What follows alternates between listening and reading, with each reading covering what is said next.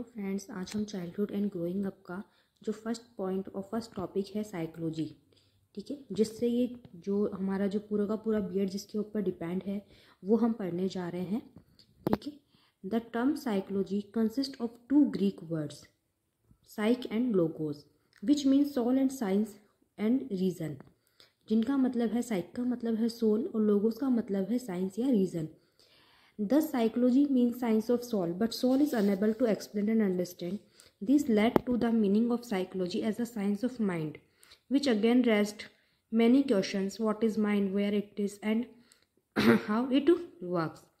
तो first of all क्या था कि जो माइंड जो साइकोलॉजी था उसको हमने सोल के बारे में बताया था, उसमें कि सोल की साइंस, सोल को जानने के लिए हम इसकी स्टडी करते हैं। बट लेटर जब हम सोल को नहीं समझ पाए, हम ढंग से उसको डिफाइन नहीं कर पाए, तो इन्होंने उसको माइंड के लिए बोल दिया कि साइंस ऑफ माइंड है, स्टडी ऑफ माइंड बोलेंगे इसको। बट जब ये माइंड को भी ढंग से डिफाइन नहीं कर पाए, सारे क्वेश्चंस के आंसर नहीं मिल पाए, तो इन्होंने उस कन्फ्यूजन से आगे बढ़ते हुए led to the definition of psychology as a science of consciousness. इन्होंने उसको कॉन्शियसनेस का नाम दे दिया कि साइंस जो है वो सचेत अवस्था का स्टडी है। बट जो इंसान होता है वो क्या है, जो असचेत कंडीशन के अंदर भी, अनकॉन्शियस कंडीशन के अंदर भी क्या होता है, एक्शंस और एक्टिव रहता है, उसके थॉट्स जो है चलते रहते हैं। सो साइकोलॉजी को वो कॉन्शियसनेस का नाम भी नहीं दे पाए। Then later psychology is called the science of behaviour which means the study of human nature and activities, जिसको बाद में जाकर के इन्होंने the study of human nature and activities का नाम दिया कि जो साइकोलॉजी है उसके अंदर हम ह्यूमन नेचर और उसकी जो द्वारा की जा रही है एक्टिविटीज़ उनकी स्टडी करते हैं कि वो ऐसा क्यों कर रहे हैं, किस बेस पे कर रहे हैं। दस psychology is the study of mind and behaviour. इसीलिए साइकोलॉजी को फाइनली क्या बोला गया, study of mind and behaviour बोला गया। It is an academic discipline and N applied science, जो कि एक एकेडमिक डिसिप्लिन है एंड अप्लाइड साइंस है। इसके अंदर साइंस को अप्लाई किया जाता है, कुछ इसके प्रिंसिपल्स होते हैं, कुछ डिसिप्लिन्स होते हैं, which seeks to understand individuals and groups by establishing general principle and reasoning specific cases, जिसको हम इंडिविजुअल्स और ग्रुप्स को समझने के लिए यूज़ करते हैं कुछ प्रिंसिपल्स और कुछ स्पेसिफिक केसेस के बेस पे। इसमें हम डेफिनेशंस देते हैं तो हमारा जो आंसर होता है वो बहुत अच्छे से डिफाइन होता है। So you have to give at least 3 definitions in your answer. First जो मैंने ली है आप उसके अलावा भी ले सकते हैं। B.F. Skinner, psychology should be defined as a science of behaviour and experiences on human nature, कि जो ह्यूमन बीइंग है और ह्यूमन जो नेचर है वो किस तरह से बिहेव करता है, किस तरह से वो एक्सपीरियंस करता है चीज़ों को, तो साइकोलॉजी इसको डिफाइन करती है।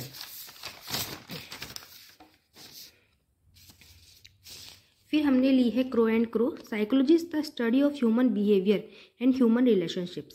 साइकोलॉजी क्या है, human behaviour and human relationships को डिफाइन करता है, स्टडी करता है, उसको समझाता है कि किस तरह से लोग अपने आप को रिलेशनशिप्स में इंक्लूड करते हैं, किस तरह से वो रिलेशंस बनाते हैं, उसको मेंटेन करते हैं, किस तरह से उनका बिहेवियर रहता है। एंड फिर आते हैं हमारे garrison and others. Psychology is concerned with observable human behaviour. इन्होंने बोला है कि साइकोलॉजी जो है और जो ह्यूमन बिहेवियर है उसको ऑब्जर्व करता है, उस पर ध्यान देता है। Woodworth, psychology studies the individuals activities in relation to the environment. Psychology ये स्टडी करता है कि इंडिविजुअल जो है, जो कोई भी इंसान है, ठीक है, या कोई भी एक पर्टिकुलर मतलब बोल सकते हैं कि जो इंसान होते हैं, ये प्राणी हो गया, एक तरह से प्राणी की ही बात कर लेते हैं, उसमें जानवर भी आ जाते हैं। जानवरों पे भी साइकोलॉजी का कई बार इन्होंने, जो आपने देखा होगा, एग्जांपल्स लिए जाते हैं। तो वो भी क्या है कि वो किस तरह से एनवायरनमेंट के अकॉर्डिंग, एनवायरनमेंट के प्रति अपना रिलेशन दिखा रहे हैं, किस तरह से एक्टिविटीज़ कर रहे हैं, तो वो स्टडी की जाती है। Hans psychology is defined as the science of mental processes, कि किस तरह से उनकी मेंटल प्रोसेसेस है, बिहेवियर है, एक्सपीरियंसेस है उनके, इसको डिफाइन करता है। और ये हमको ये समझने में हेल्प करता है कि जो लोग हैं वो आसपास की चीज़ों को किस तरह से उनके साथ में किस तरह से बिहेव करते हैं, कि किस तरह से वो लोग अलग अलग लोगों का अलग अलग बिहेव क्यों होता है।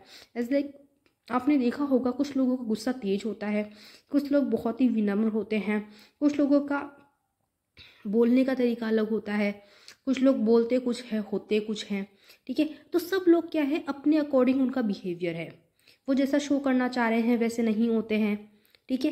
तो और इनका जो मेन जो मोस्टली जो इनका रहता है वो कहता है ये दूसरों से ही सीखते हैं, ठीक है। दाउ सो देन हम आप देखते हैं कि नेचर ऑफ साइकोलॉजी क्या है। So psychology is having well organised theories. जो हमने ऊपर देखा है अभी साइकोलॉजी के बारे में जो पढ़ा है उससे आप इतना समझ गए होंगे कि साइकोलॉजी क्या है, उसमें कुछ थ्योरीज होती हैं जिनको वेल ऑर्गेनाइज्ड करा गया है, उनको अच्छे से बनाया गया है, ताकि जो साइकोलॉजी की जो स्टडी है, जो लोगों की जो स्टडीज़ हैं जिन पे हम स्टडी कर रहे हैं, उनको एक पर्टिकुलर वे में हम कर सकें। Psychology is concern with applied science. Science जो साइकोलॉजी है उसको भी जो साइंस के जो कुछ रूल्स हैं, ठीक है, जो प्रूफ करे गए हैं उनके यूज़ करते हुए साइकोलॉजी की स्टडी की जाती है। Psychology has different branches. Psychology के अंदर हर इंसान को परखने के लिए, हर इंसान के बारे में स्टडी करने के लिए अलग अलग ब्रांचेस होती हैं, जिनसे पहले उनको रिलेट कराया जाता है कि हमें किस ब्रांच के बारे में स्टडी करनी है।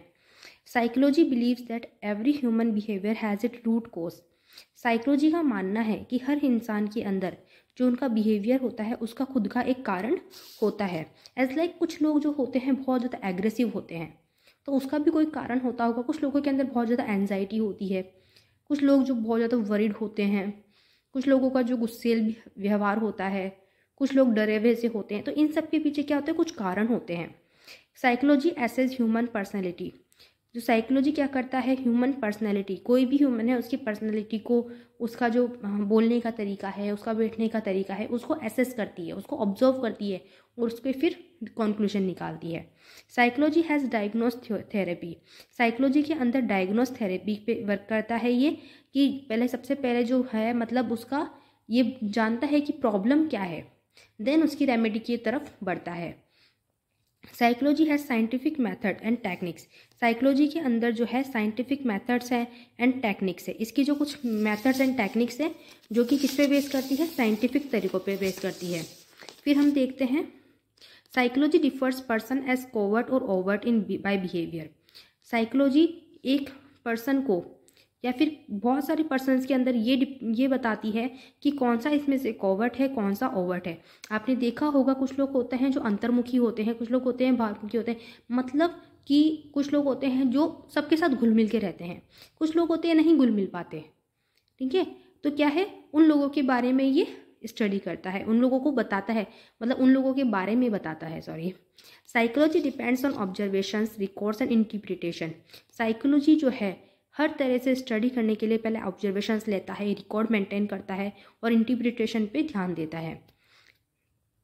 Psychology has its own technique of counselling.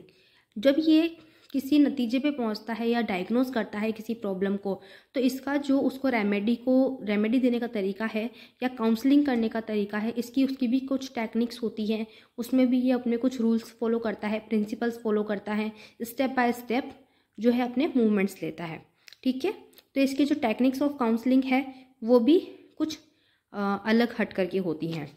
सो अब हम जो ब्रांचेस हैं इसकी, ब्रांचेस ऑफ साइकोलॉजी, हम वो नेक्स्ट जो वीडियो होगी उसमें देख लेंगे, ठीक है। So thanks for watching this, please like share and subscribe.